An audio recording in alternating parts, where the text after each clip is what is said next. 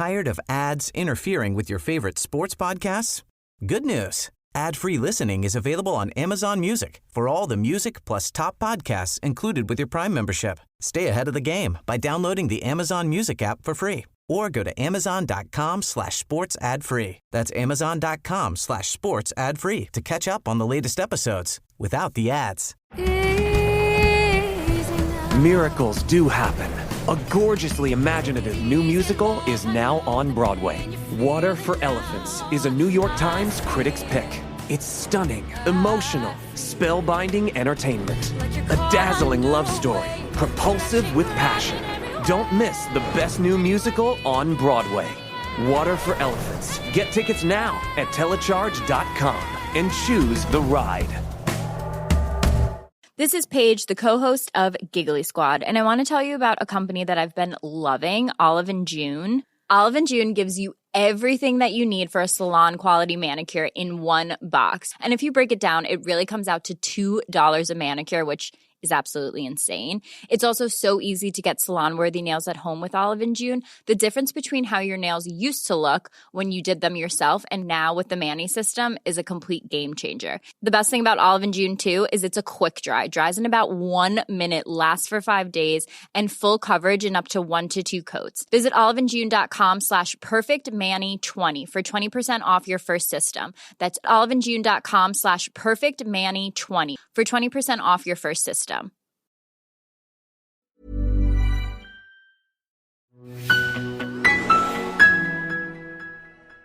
Changing Times, the Allenwood Conversations. Proudly supported by Kildare County Council.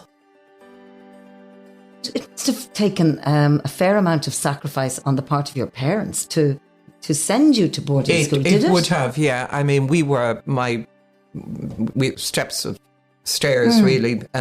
But myself and the 2 brothers directly ahead of me were all in school, together, a year and a half, 2 years between us. And they were in Wexford in St. Peter's. And I remember my mother, the only time I ever saw my mother show fear, one summer's morning, she got 2 letters in the post. We were all on holidays. And one was from Loretto in Gorey saying that we would have a new uniform. We actually had 2 uniforms. We had one for kind of Sunday best as well.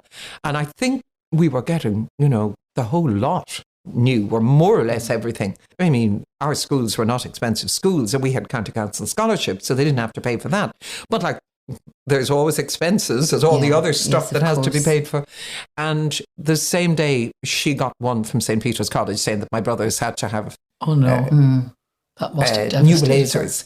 And she simply wouldn't have had that money.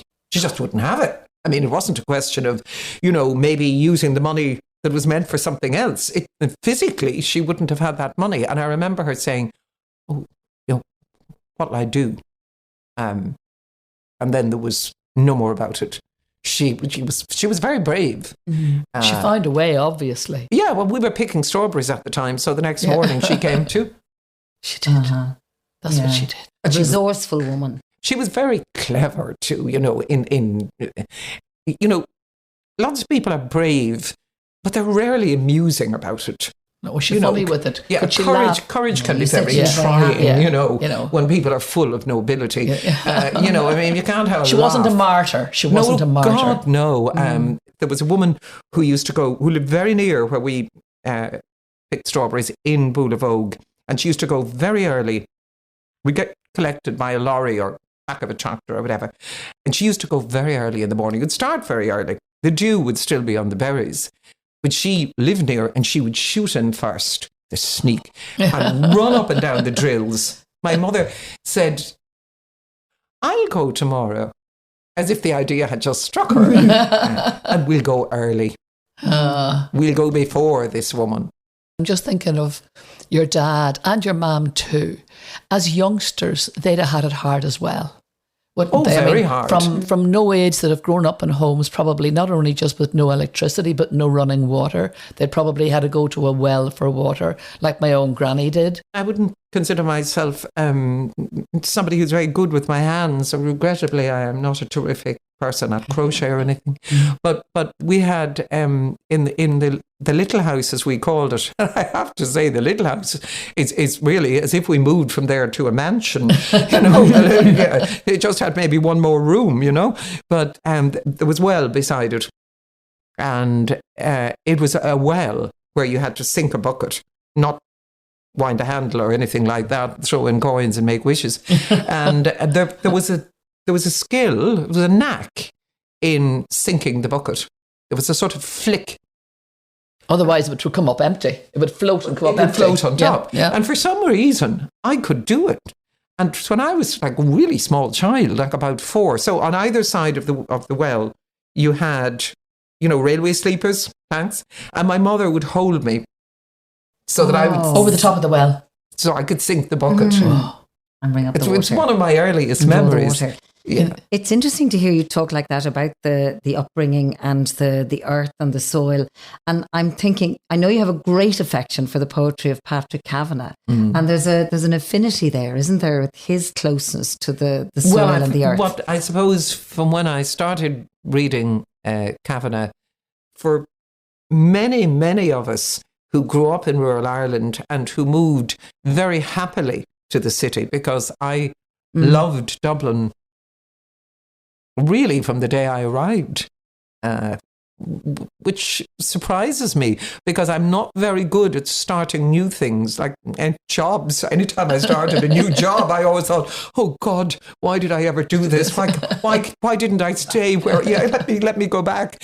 But I did. I loved Dublin from the beginning, and he really encapsulated it wonderfully that love of the rural, of the soil, but also his life in the city. And it also happens to be a part of the city that I know very well and that I'm, very fond of. So, but I think he was a truly remarkable man. I would love to have known him. I know everybody says he was a cranky and crotchety man, but then again, who isn't, really? Is there a particular poem of his that, you really, really love?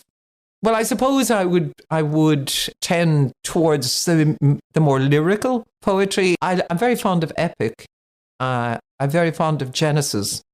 Or you are driving your horses with the mist where Genesis begins. We won't even talk about In Memory of My Mother.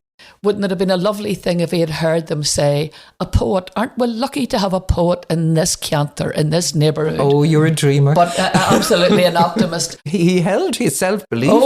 He stood his ground. He stood his ground. Oh, yeah, he was and an honest man. didn't allow fear to stand too much in the way. Somebody local asked him to write a poem for them, and he didn't want to do it. So he quoted a high price for it, a few shillings. And whoever it was said, no, he hadn't that kind of money. So, but that was really Patrick's way of getting him off his back. And then when he met that guy, subsequently, the fella said to him that he got another local fella to write the poem for 6pence. And he said he could poet the arse of you any day. That's right, poet the arse. I know, I love it. Changing Times, the Allenwood Conversations. Proudly supported by Kildare County Council.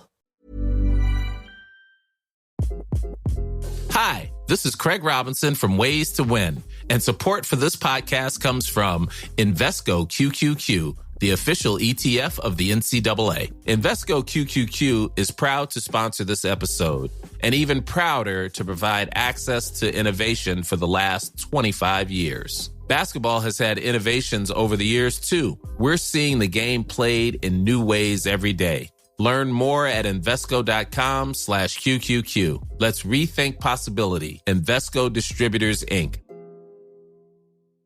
Tired of ads interfering with your favorite sports podcasts?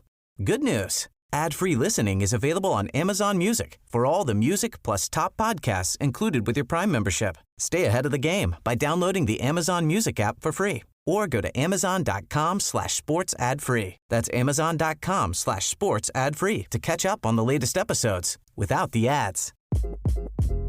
Hi, this is Craig Robinson from Ways to Win, and support for this podcast comes from Invesco QQQ, the official ETF of the NCAA. The future isn't scary. Not realizing its potential, however, could be. Just like on the recruiting trail, I've seen potential come in many forms as a coach. Learn more at Invesco.com/QQQ. Let's rethink possibility. Invesco Distributors, Inc.